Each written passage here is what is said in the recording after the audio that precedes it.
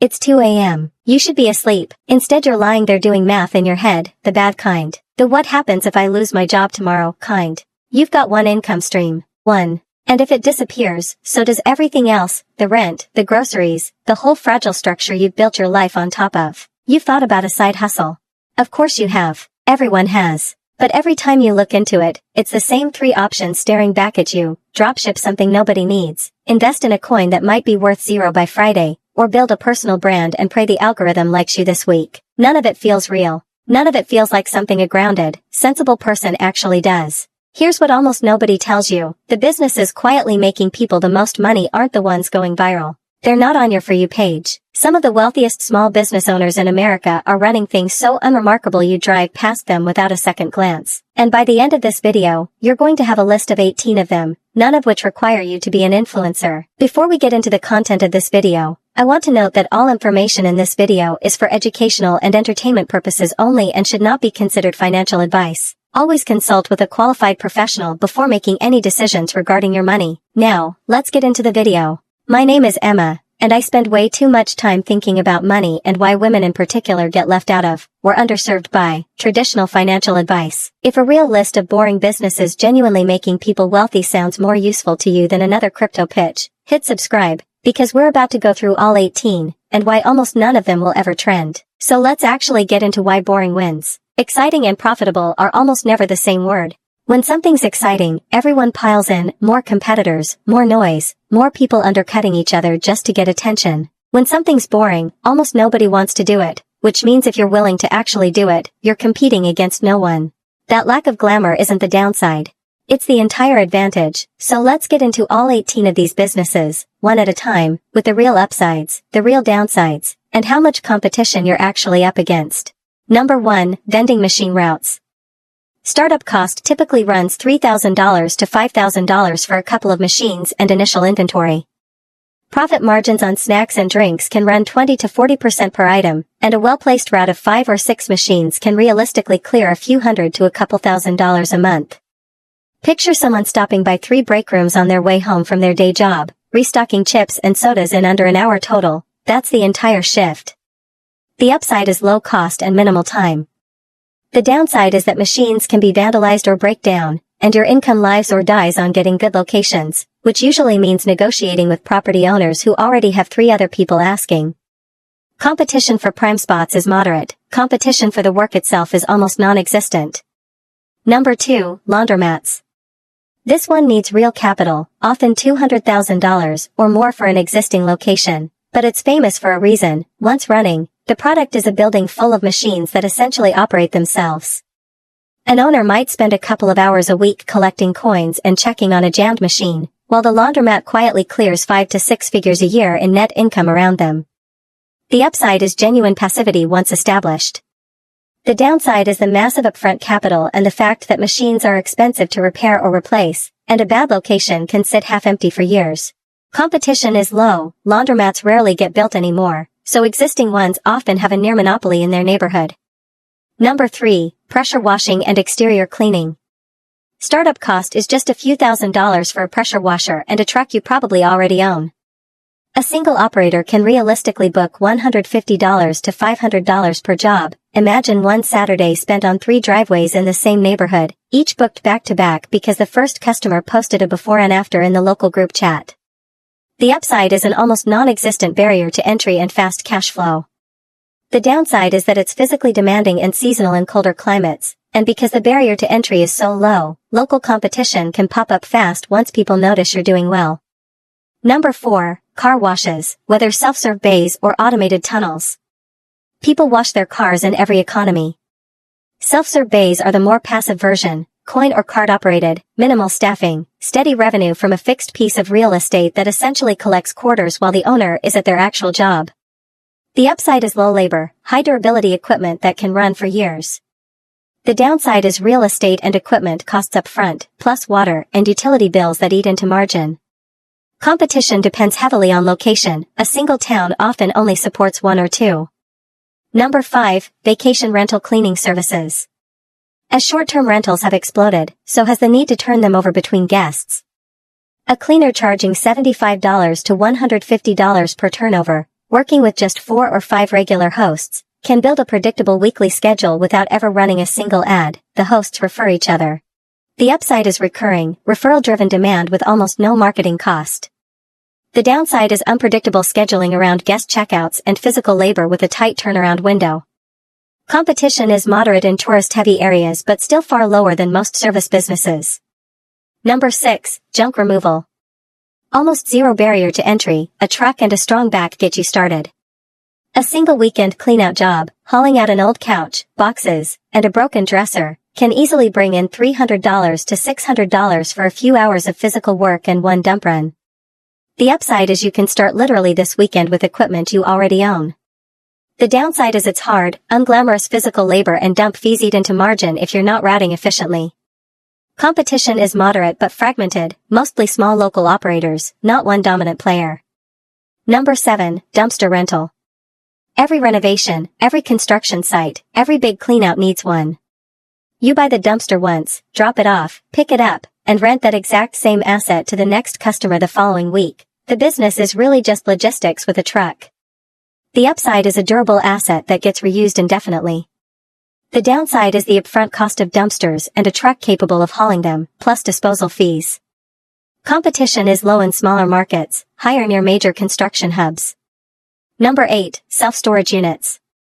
Notoriously boring, notoriously resilient.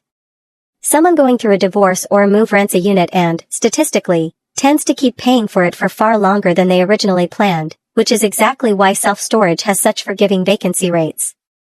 The upside is unusually sticky customers and low ongoing labor. The downside is high real estate and construction costs to get started, and it's not something you can do small-scale easily. Competition varies widely by city, but self-storage is one of the few asset classes where existing facilities can go years without a serious new competitor nearby. Number 9, ATM ownership or an ATM route. You're paid a small surcharge fee, often $2 to $3, every time someone taps withdraw at a machine in the back of a bar or corner store, a location you never have to staff or even visit more than once a month. The upside is close to zero ongoing labor once placed. The downside is cash handling logistics, occasional machine issues, and declining cash usage in some areas that can shrink transaction volume over time. Competition for good locations is real, but the operating work itself has almost no competition because so few people think to pursue it. One quick note, a standard cash ATM typically just requires you to register through a licensed ISO or processor, not a money transmitter license yourself, but you'll want to confirm that with whoever you're partnering with before you sign anything. Number 10, parking lot ownership or leasing. Unsexy, real estate adjacent, and dependent on nothing more exciting than people need somewhere to park. A single paved lot near a stadium or downtown office strip can generate steady daily or monthly fees with almost no ongoing labor. The upside is a fixed asset that generates income with minimal maintenance. The downside is it requires owning or leasing real estate, which is a real capital barrier, and income can be seasonal near event-driven venues. Competition is essentially location-locked. You're not competing citywide, only with whatever's within walking distance. Number 11, coin-operated arcade or claw machine routes. A small, old-school niche that still quietly pays out, a couple of claw machines placed in a busy laundromat or bowling alley, split with the location owner, generating a slow, steady trickle of quarters every single day. The upside is minimal time investment and low startup cost per machine. The downside is income per machine is genuinely small, so it only adds up with volume across many locations. Competition is very low. This is one of the more forgotten categories on the entire list. Worth knowing, most states treat claw machines as games of skill, exempt from gambling law, but only if you stay under their prize value cap, which is usually somewhere between $5 and $100 depending on where you are. Number 12, bookkeeping or tax prep services. Every business needs this every year, recession or not. Picture someone building a client roster of 15 small local businesses, each paying a flat monthly fee to have their books reconciled, recurring income that barely fluctuates month to month. The upside is high demand, recurring contracts, and almost no equipment cost. The downside is it requires real skill or certification to do well, and tax season creates a seasonal workload spike. Competition is moderate, but trust and referrals matter more than marketing, which favors those who deliver consistently. If you're doing paid tax prep specifically, you'll need a PTIN from the IRS, and a handful of states have their own registration on top of that. Bookkeeping itself doesn't require a license. Number 13, property management. Landlords who don't want the day-to-day headache pay consistently, typically 8 to 12% of monthly rent per unit, for someone else to field the 11 p.m. the sink is leaking call instead of them. The upside is recurring monthly fees per door managed, scaling with each new client. The downside is you're on call for genuine emergencies and dealing with difficult tenants is part of the job. Competition is moderate in larger markets, low in smaller towns where landlords self-manage out of necessity, not preference. This is actually the one with the highest legal bar on this whole list. In most states, managing property for someone else for a fee requires a real estate broker's license, or working under someone who holds one, so this isn't quite the start this weekend option some of the others are. Number 14, commercial cleaning, meaning offices and businesses, not homes. A crew that lands one contract cleaning a dentist's office 3 nights a week has locked in months, sometimes years, of predictable recurring revenue from a single signed agreement. The upside is long, stable contracts rather than one-off jobs. The downside is night or early morning hours and the need to eventually hire and manage a crew as you scale past one client. Competition is present but fragmented. Most commercial cleaning companies are small and local, not national chains. Number 15, landscaping and lawn care, specifically route-based work with recurring contracts. 15 weekly clients on a tight geographic route means a Tuesday and Thursday full of mowing, with the same trucks hitting the same yards on the same schedule every single week. The upside is predictable, recurring weekly income and low startup cost with basic equipment. The downside is it's seasonal in colder climates and physically demanding. Competition is often the highest on this list, since the barrier to entry is so low, standing out on reliability matters more than price. Quick caveat, mowing and basic yard work don't require a license, but if you start applying pesticides or weed killers, most states require a separate pesticide applicator license for that part of the work. Number 16, mobile home park ownership. One of the most talked about boring but wildly profitable categories in real estate investing circles, tenants who own their own home but rent the land under it rarely move, which makes the income stream unusually stable year over year. The upside is exceptional tenant stability and strong cash flow relative to the purchase price. The downside is significant capital required and a level of property management complexity that isn't beginner-friendly. Competition among buyers has grown as more investors have caught on to this category, though it's still far less competitive than traditional apartment investing.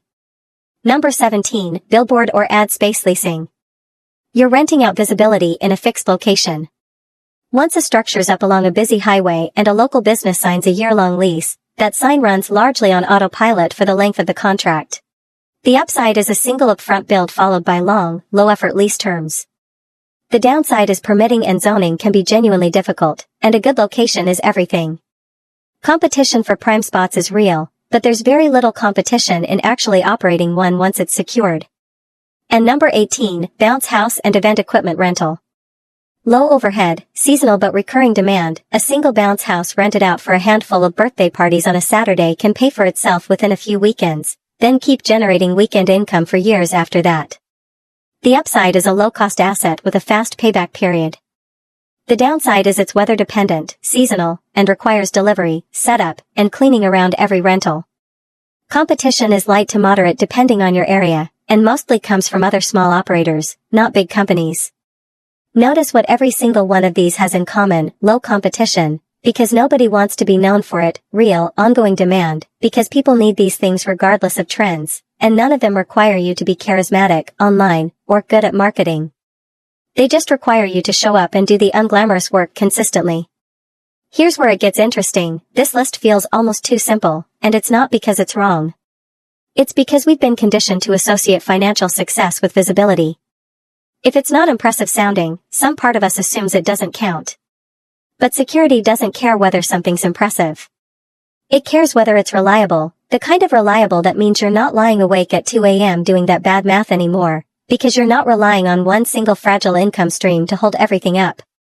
None of these 18 businesses require you to be entrepreneurial cool or perform competence online. They succeed or fail based on execution, not on how good you are at being watched. But, and this matters, boring does not mean effortless. A vending route still means driving to restock machines. A laundromat still means real due diligence on location and lease terms before you ever see $1 of passive income. None of these are set it and forget it magic. They take real upfront capital, real research into your specific market, and real consistency before they become the low-effort income stream they eventually can be. The advantage isn't that boring businesses are easy. It's that they're predictable, and predictable is something you can actually plan a life around. Honestly, the way I think about boring but reliable versus exciting but fragile completely shifted after I read The Simple Path to Wealth by J.L. Collins. It's technically a book about investing, not businesses, but the core idea maps onto everything we just talked about, that the simplest, most unglamorous system, done consistently, tends to beat the complicated exciting one almost every time. It's the book that helped me actually stop chasing the smart-sounding financial move and start trusting the boring one that just works. I've linked it below if you want to check it out. So the next time you're lying awake at 2 a.m. doing that anxious math, I want you to remember this list. You don't need a viral idea. You don't need a personal brand or a lucky break. Some of the most financially secure people you'll never hear about are running the least exciting businesses in their entire town: vending machines, laundromats, dumpster rentals, bookkeeping, quietly, consistently, for years. Boring isn't the consolation prize. Boring is the strategy. If this reframed anything for you, hit subscribe. I'm building this channel specifically for women who are tired of finance content that either talks down to them or sells them a fantasy. There's more of this coming, and I'd love for you to be here for it.